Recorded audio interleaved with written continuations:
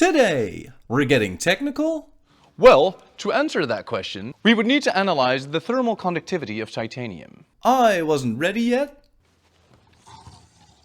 And I can't handle my alcohol. What's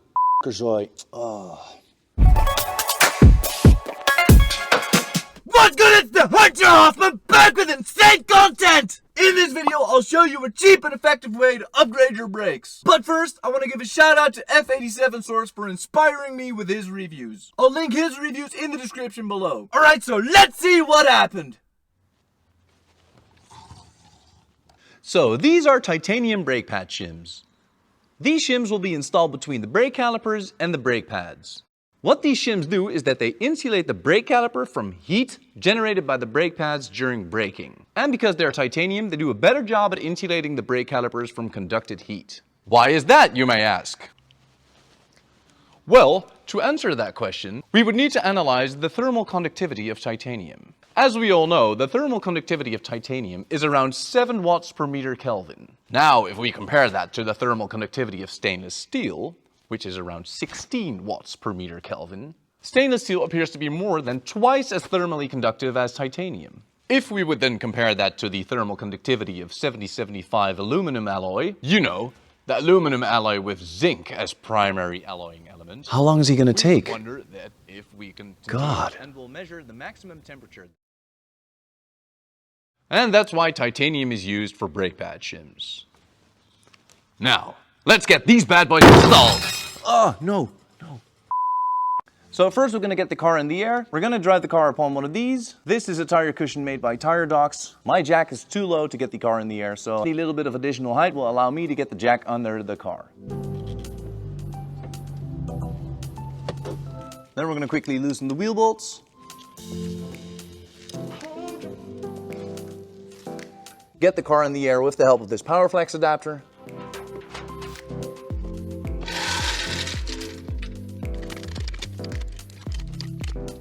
Take off the wheel.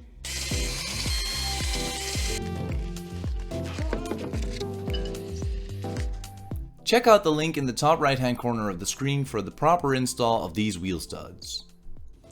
So with the punch and hammer, we're first going to tap out these pins holding down the brake pads in the calipers.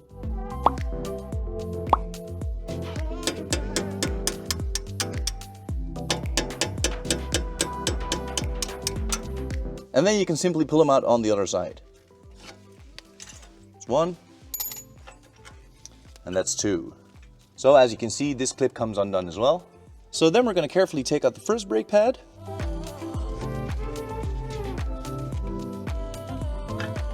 And then the second. Alright, so the next step is to remove the stock shims of the brake pads. So we're going to do this by using a flat screwdriver to pry it off.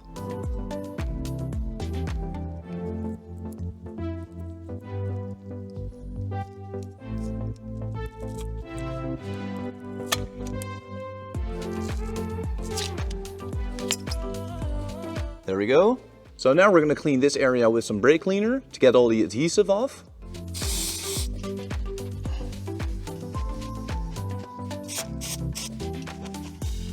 There we go, and that's a clean brake pad. All right, so in the end, I cleaned the brake pad some more. Unfortunately, however, this brake pad suffers from some pitting apparently. Not sure where that originated from, but there we are. Anyways, we're now going to continue with installing the titanium pad shims. So the instructions say to use some assembly paste. Well, here's our assembly paste. This stuff has an operating temperature up to 1000 degrees, so we'll be fine with that. So we're gonna apply some assembly paste on the back of the pad. And then also on the back of the shim. Oh wait. And then also on the back of the shim.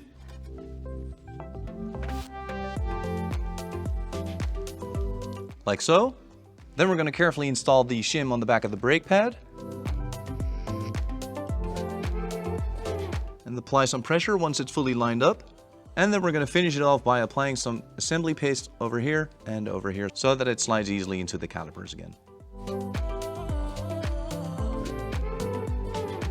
And now it's a matter of repeating the process for the other pad.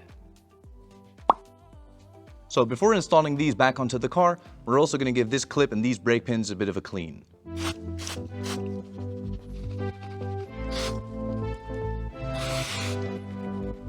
Alright, that looks a lot better, so let's install this on the car.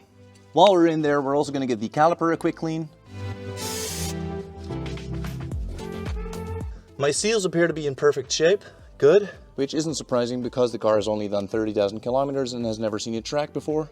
So now that I've got most of the brake dust out, we're going to install the pads again. Pad number 1. Now 2. So first we're going to put this clip in place. Then we're going to insert these brake pins. There we go. Then the other one while holding the clip down.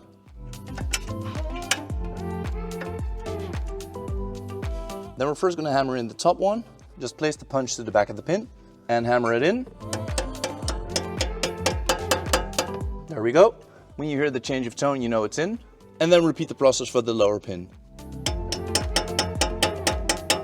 There's the change of tone. And as you can see, the pins are both now installed. So there we have it. Those are our titanium brake pad shims installed.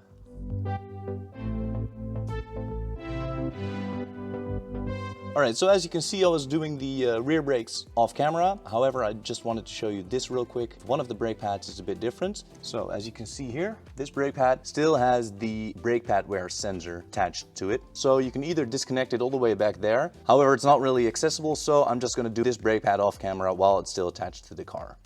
It's not a big deal. Eventually, doing it like this works pretty well. I mean, look at that perfect fitment.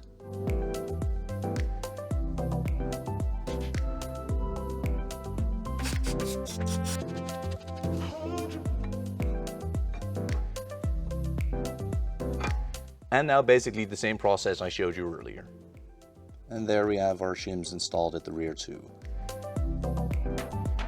On the left front brakes, there is also a brake pad wear sensor. On this side, however, it's easy to disconnect it from the car.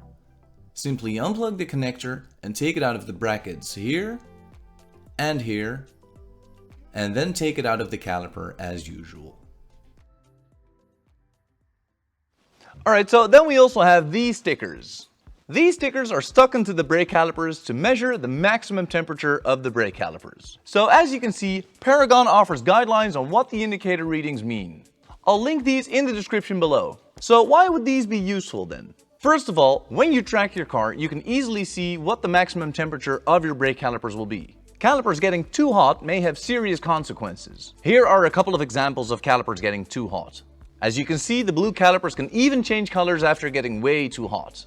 Yeah, you wouldn't want that. Second of all, temperature stickers will allow you to determine how hot your calipers get and thus determine what brake fluid you require. The same goes for the brake pads of the calipers. Because if you aren't in the brake pad's operating temperature range, you will either risk having extremely weak brakes, pads are too cold, or extreme brake fade, pads get too hot. So let's go ahead and get these bad boys installed.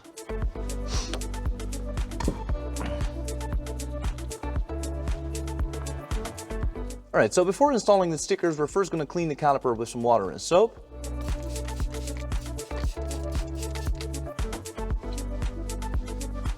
Since I want to install my sticker right over here, we're going to use some detainer spray in the clay bar to remove any contaminants in the paint.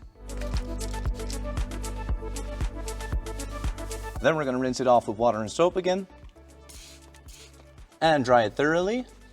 Then with some isopropanol, we're going to further clean the area. Alright, so I was thinking of putting the temperature sticker over here, as it's really close to the pistons of the caliper, and it's a relatively flat surface, and it's very visible. Yeah, I think that looks pretty good. So what I quickly wanted to show you is the placement of the sticker and the visibility thereof. So, there you have it. Alright, so that was it. As I said, a cheap and effective way to upgrade your brakes. I want to thank Paragon Performance for sponsoring the video. I'll put all their information in the description below, so go check them out.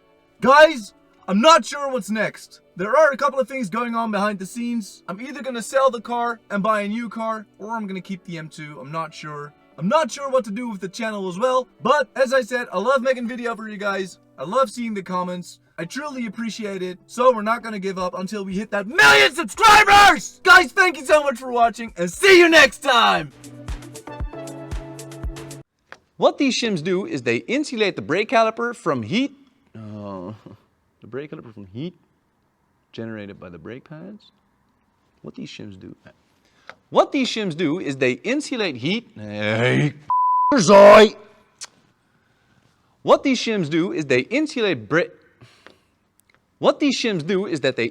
the brake caliper from heat generated by the brake pads during braking. Yes.